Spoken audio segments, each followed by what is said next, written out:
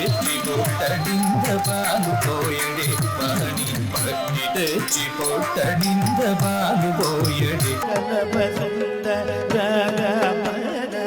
కస్తూరి శోభితాలన సుందర గమన కస్తూరి శోభితాలన నాయకైకనాయకం వినాశితే భైత్యకం నకాసుభాసుదాసకం నమామితం వినాయకం. దూరదర్శన్ ఈ ప్రోగ్రామ్ని చేశారు.